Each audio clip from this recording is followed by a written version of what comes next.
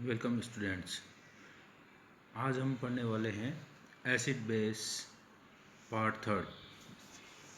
इसमें हम limitations of Lewis concept, Lux Flood acid base theory, Usanovich acid base theory और proton affinity के बारे में पढ़ेंगे।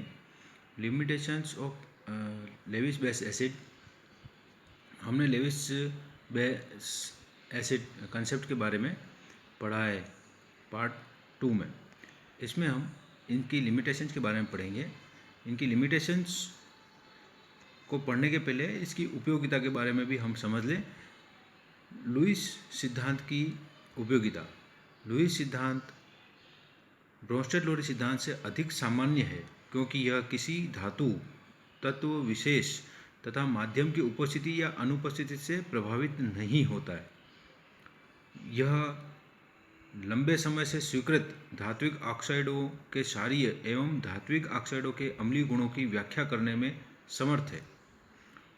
नंबर 3, यह सिद्धांत उन पदार्थों के अम्लीय या क्षारीय गुणों को समझाने में भी समर्थ है जिनमें कि प्रोटॉन नहीं है। इस सिद्धांत को गैस प्रावस्था, उच्च ताप एवं बिना माध्यम की क्रियाओं पर भी लागू किया जा सकता है। ये इसकी उपयोगिताएं थी। इसके बाद इसकी सीमाएं। अम्लों तथा क्षारों की आपेक्षित प्रबलता यानी रिलेटिव स्ट्रेंथ को इस सिद्धांत के आधार पर नहीं समझाया जा सकता है। नंबर 2, लुईस सिद्धांत बहुत अधिक सामान्य है।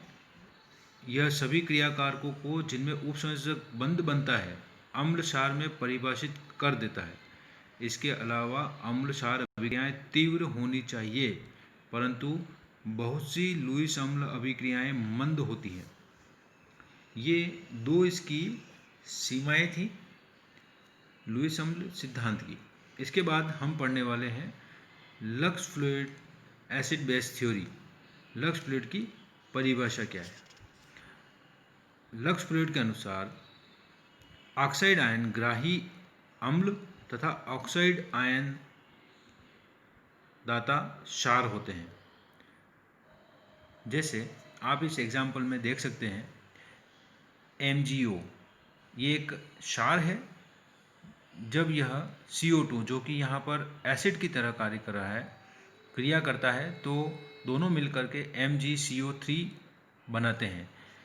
इसमें MgO-2 यानी कि ऑक्साइड आयन दाता यानी कि देता है, और यह ऑक्साइड आयन CO2 द्वारा ग्रहण कर लिया जाता है, जिससे यह CO2 कार्बोनेट आयन यानी कि CO3-2 में बदल जाता है तथा MgO ऑक्साइड आयन देने के पश्चात Mg+2 में बदल जाता है। दोनों ही आयनिक होने के कारण दोनों आपस में जुड़ जाते हैं और MgCO3 बनाते हैं। इसी प्रकार कैल्शियम ऑक्साइड में कैल्शियम ऑक्साइड आयन दाता है, यह O-2 देता है तथा SiO2 एक ग्राही है जो यहाँ पर एसिड कहलाते हैं। SiO2 एक O-2 ऑक्साइड आयन ग्रहण कर SiO3-2 में बदल जाता है। कैल्शियम+2 तथा SiO3-2 दोनों आयनिक होने के कारण यह जुड़कर CaSiO3 बनाते हैं। इसी तरह NO3- क्षार है, H2O7-2 अम्ल है। उसी प्रकार PbO भी एक क्षार है, यह ऑक्साइड आयन देता है, और SO3 एक अम्ल है, यह SO4-2 में बदल जाता है एक ऑक्साइड आयन ग्रहण कर, और PbO Pb+2 में बदल जाता है तथा ये दोनों मिलकर PbSO4 बनाते हैं। इस प्रकार लक्स फ्लूइड के अनुसार जो ऑक्साइड आयन दाता है वे क्षार कहलाते हैं तथा ऑक्साइड आयन जो ग्रहण करते हैं वे अम्ल कहलाते हैं। यहाँ पर CO2, SiO2, H2O7-2, SO3 सभी ऑक्साइड आयन ग्राही हैं, ये सभी अम्ल की तरह व्यवहार करते हैं। इसी प्रकार लक्स फ्लूइड के अनुसार जो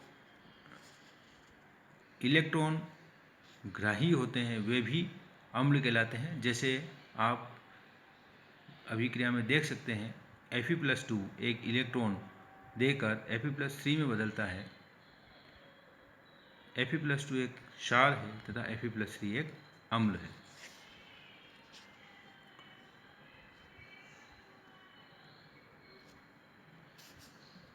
इसके बाद हम पढ़ेंगे उसेनोविच की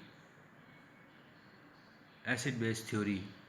उसेनोविच के अनुसार 1934 में उसेनोविच ने लुईस के सिद्धांत का और विस्तार कर एक नई परिभाषा दी। इसके अनुसार अम्ल वे पदार्थ हैं जो धनायन दे सकते हैं या इलेक्ट्रॉन अथवा ऋणायन ग्रहण कर सकते हैं एवं क्षारों से क्रिया कर लवण बनाते हैं, तथा क्षार वे पदार्थ हैं जो अम्लों से क्रिया कर लवण बनाते हैं, इलेक्ट्रॉन या ऋणायन दे सकते हैं या धनायन से योग कर सकते हैं। इस परिभाषा में आक्सीकारक पदार्थों को अम्ल तथा अपचायक पदार्थों को क्षार कहा जाता है। इस परिभाषा में सभी पदार्थों को अम्लों एवं क्षारों में वर्गीकृत किया जा सकता है। अब तक दी गई सभी परिभाषाओं में यह सबसे अधिक विस्तृत परिभाषा है।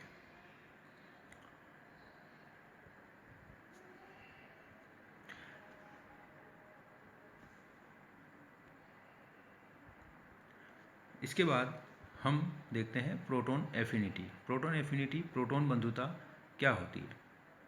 किसी ऋणायन के प्रोटॉन के साथ जुड़ने पर मुक्त होने वाली ऊर्जा को प्रोटॉन बंधुता कहते हैं। अर्थात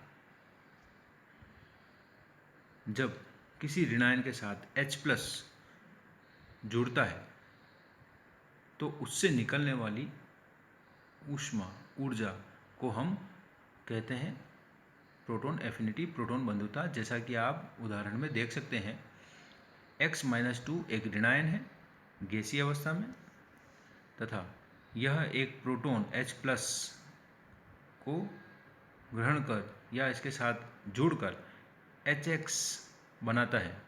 इस अभिक्रिया में जो ऊर्जा निकलती है उसे हम प्रोटॉन एफिनिटी कहते हैं।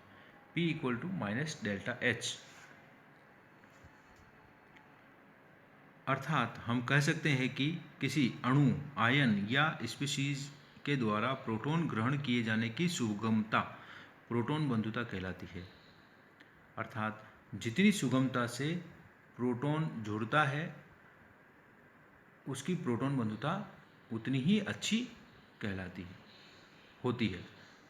जलीय माध्यम में एल्किल एमिनो की क्षारकता का क्रम निम्न होता है। जैसे कि आप देख सकते हैं basicity of amine in aqueous medium में आप देख सकते हैं NH3 अमोनिया की सबसे कम होती है तथा R2NH की सबसे अधिक होती है। उसी प्रकार एमीन की बेसिसिटी गैसीय माध्यम में कुछ इस प्रकार होती है NH3, RNH2, R2NH तथा R3NH, यानी कि टर्सरी एमीन सबसे अधिकतम होती है। बेस की यानी क्षार की जो एक्चुअल बेसिसिटी होती है वो प्रोटॉन एफिनिटी गैसीय माध्यम में ज्ञात की जाती है।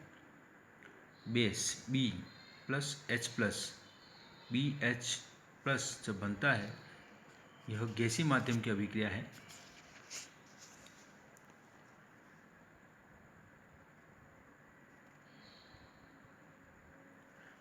प्रोटॉन एफिनिटी ज्ञात करने का तरीका, determination of proton affinity. Proton affinity यानी प्रोटॉन बंधुता कैसे ज्ञात की जा सकती है?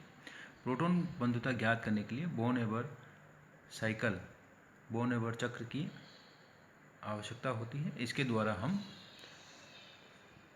प्रोटॉन बंधुता का निर्धारण कर सकते हैं।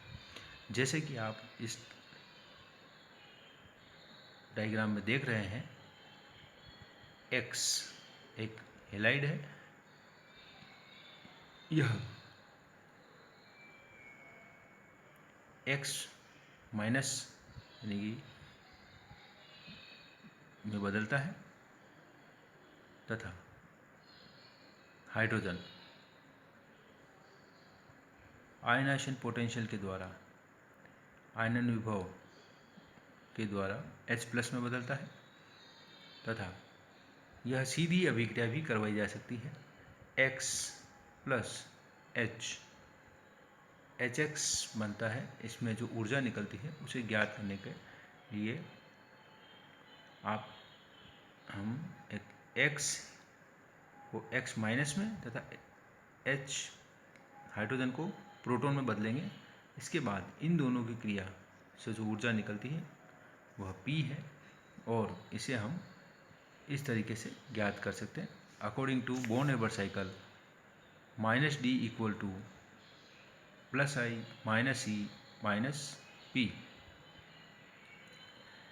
I आयनाइजेशन पोटेंशियल और E इलेक्ट्रॉन एफिनिटी है। तो डेल्टा H अर्थात P जो होता है वह I + D - E के बराबर होता है। इस प्रकार बोर्न-हेबर साइकिल के द्वारा हम प्रोटॉन एफिनिटी का मान ज्ञात कर सकते हैं। I आयनन विभव, D वियोजन ऊर्जा डिसोसिएशन एनर्जी, E इलेक्ट्रॉन बंधुता इलेक्ट्रॉन एफिनिटी तथा P प्रोटॉन बंधुता है।